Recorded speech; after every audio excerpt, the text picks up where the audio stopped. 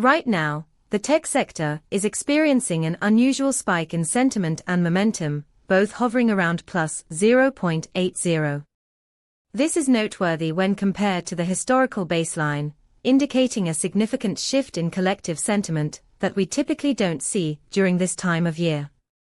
With our API, you get a comprehensive sentiment analysis that includes semantic clusters, providing insights into how specific themes are being discussed in the tech space.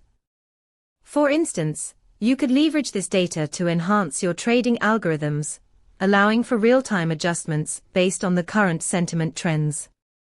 To explore how to integrate this into your projects, head over to pulsebit.logenterprise.com/docs.